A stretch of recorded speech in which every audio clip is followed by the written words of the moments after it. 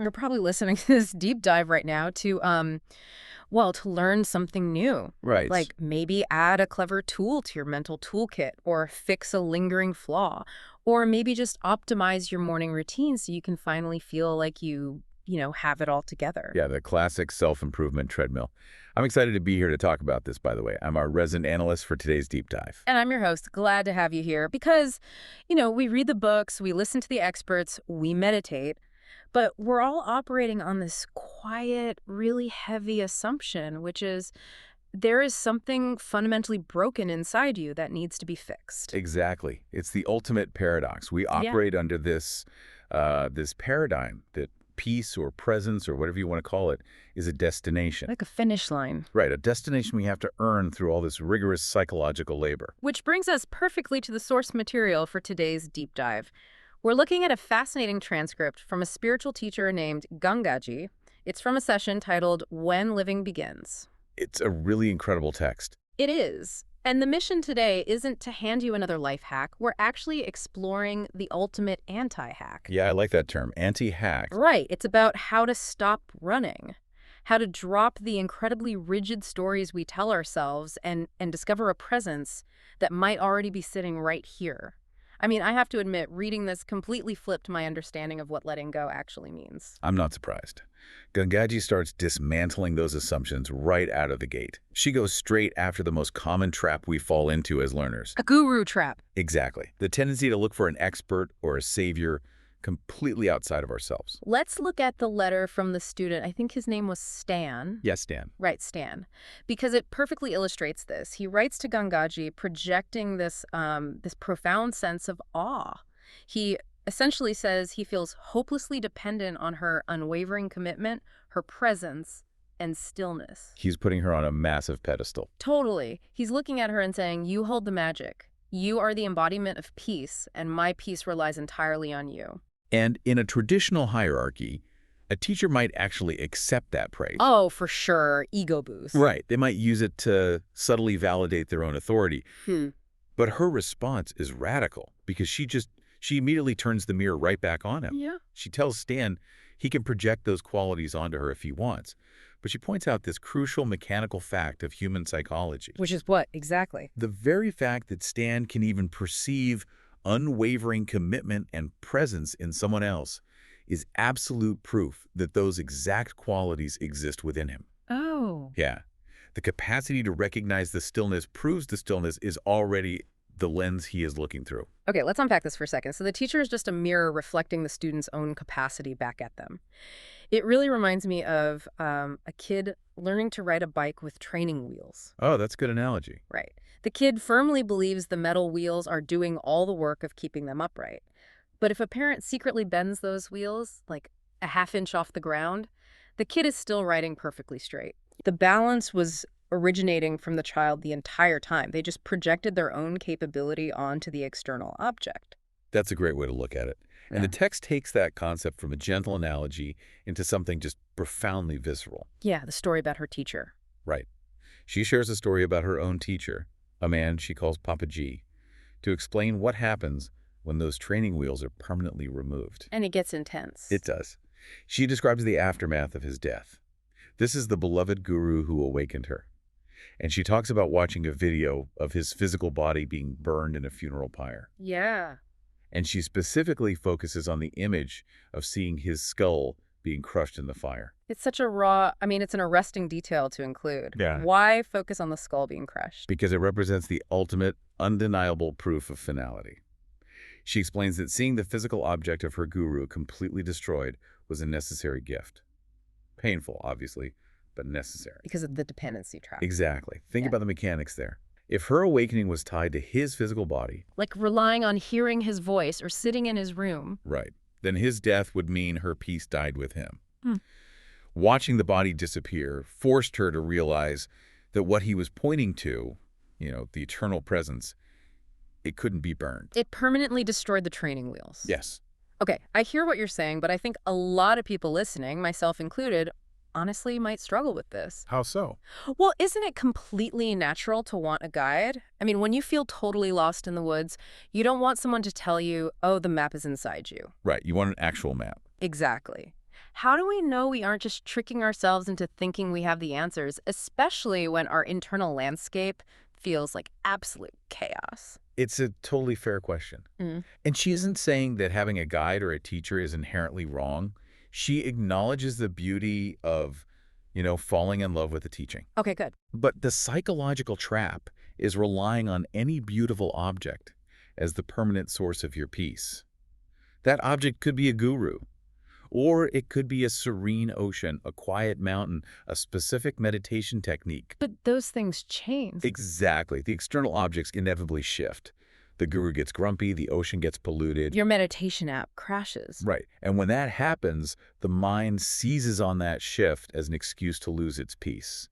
The mind says, oh, the object changed, so my peace is gone. I need to go find a new object. It's just a perpetual deferral of taking responsibility for your own presence. Spot on. But wait, if we accept this premise that the answer is completely inside us and we shouldn't rely on the external world, doesn't that just turn into a convenient excuse to tolerate terrible situations? Ah. Like if you're driving to a job you absolutely hate or you're dealing with a toxic environment, do you just sit there and try to find your inner stillness? Do we just meditate our way through reality punching us in the face?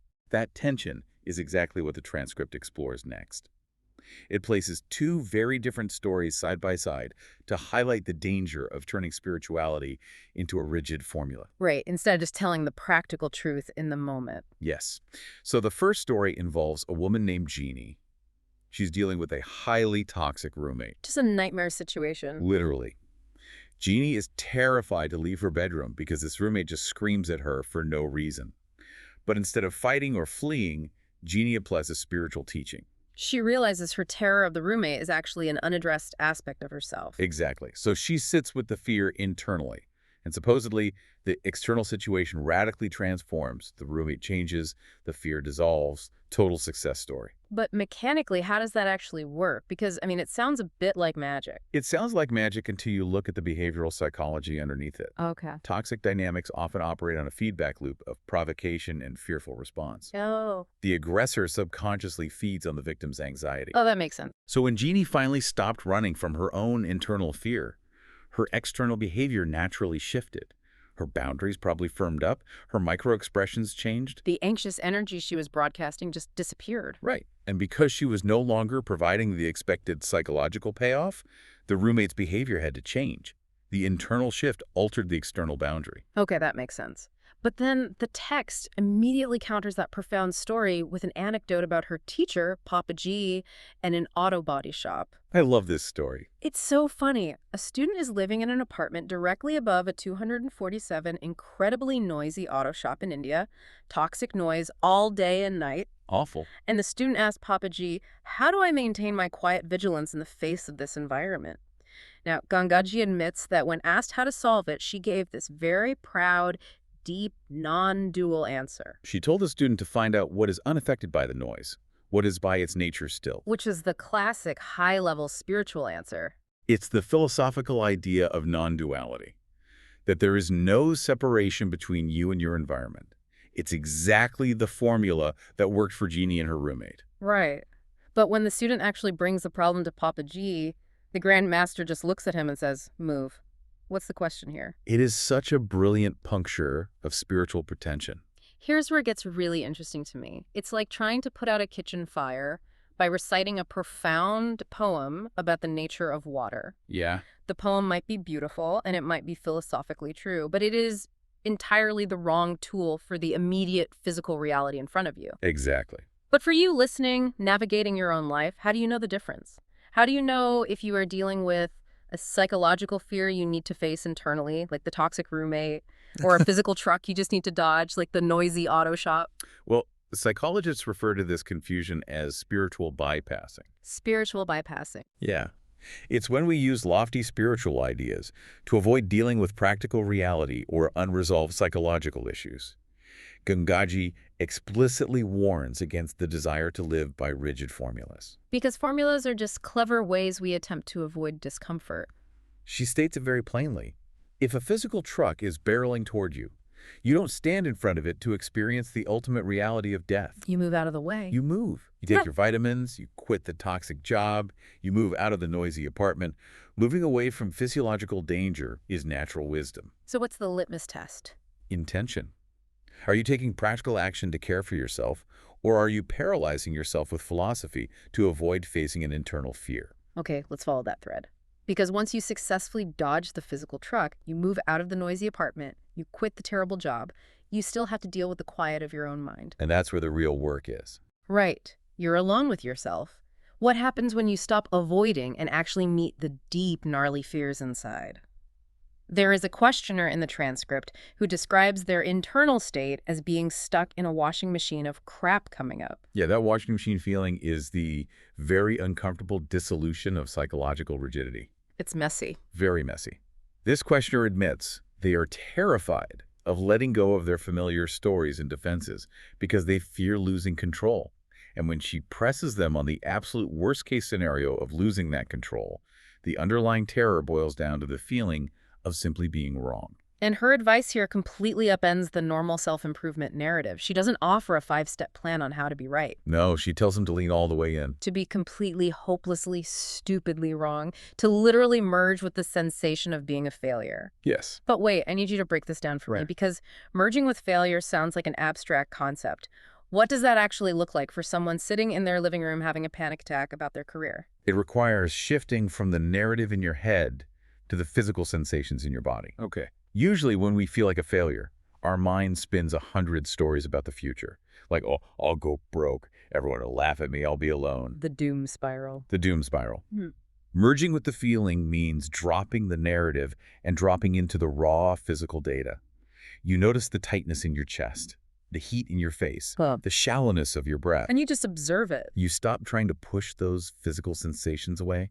You let the heat be hot. You let the chest be tight. You stop bracing against it. Wow. She drills down with this questioner to reveal that beneath the surface, fear of being wrong is a primal cellular fear of desolation, of absolute aloneness, and ultimately death. And we spend 80 or 90 years building careers, relationships, and belief systems as a barricade against facing that underlying void. Exactly. The strategies we use to avoid that void are just so intense. She uses some incredibly dark humor to illustrate this in the text. Oh, the story about her mother. Yes. She talks about how when her mother died, the morticians pumped her full of formaldehyde, and Gangaji notes quite bluntly that her mother looked better dead than she did for the last 30 years of her life. It's a shocking thing to say, but the metaphor is chilling. It really is.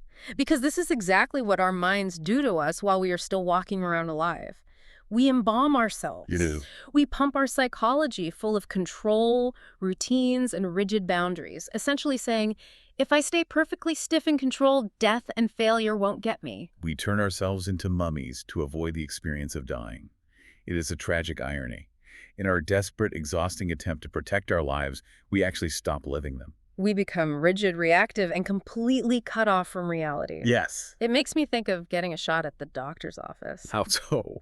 Well, you see the needle coming, and your immediate evolutionary instinct is to tense up every muscle in your arm. You brace yourself to fight the impending pain. Oh. But any nurse will tell you that the very act of tensing the muscle is what actually makes the needle hurt more. The resistance creates the agony. Exactly. But let me push back here. Because telling someone to just meet the fear or relax the muscle is so much easier said than done. Of course it is. If everything in the human mind is evolutionarily designed to deflect away from this void, what actually happens when we try to drop the formaldehyde and let go of that control? Well, what happens is you run headfirst into the sneakiest trap the mind can set. Oh. The ego, or the mind, is a brilliant survival mechanism. It is incredibly adaptable. When you decide to be brave, drop the formaldehyde and practice letting go of control. The mind just rebrands. It completely rebrands. It takes the very act of letting go and turns it into a brand new form of control. The spiritual fix. Exactly. This is perfectly highlighted when another questioner steps forward in the text.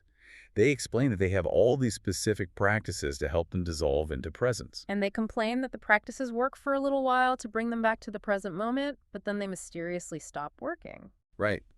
And Gangaji delivers a massive perspective shift here that completely reframes the problem. She points out that the very language the questioner is using is the trap. By calling it a practice that brings you back to presence. Yes, by saying that, you are inherently claiming that you left presence in the first place. And she insists that this is a fundamental structural lie. You cannot leave presence. So what does this all mean? It's like frantically running around your house for 20 minutes searching for your glasses. I've been there. You're tearing up the couch cushions, you're sweating, you're getting completely stressed out, only to catch your reflection in the hallway mirror and realize the glasses are already resting on your face. That's a perfect analogy. You can't practice finding them. The searching itself is the delusion. You just have to stop looking. That's spot on. But our culture co-opts this beautifully. We live in a society that worships feeling good. We treat spiritual teachings, self-help books, or morning routines exactly like popping an aspirin. We use the teachings to eradicate our bad feelings. We say, oh, this breathing exercise makes me feel so open and quiet, I need to do more of it to fix my anxiety. But she insists that presence is there regardless of your emotional state. Wow.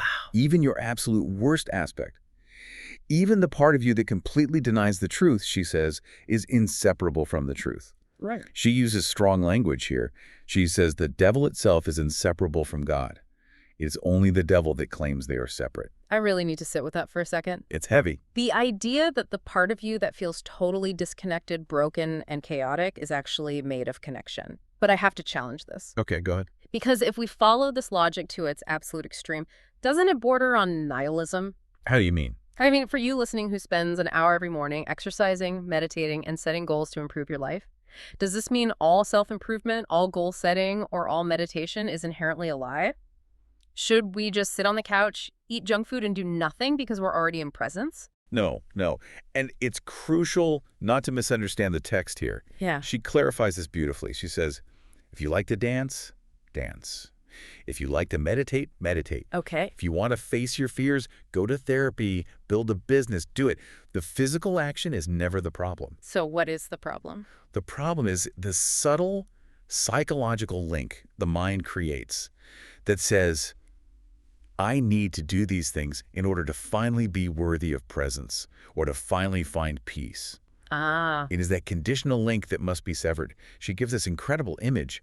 Even when you are actively running away from your deepest fear, presence is right there with you, in the running. In the running, I miss the presence, and yet in the running, the presence is still here. Precisely.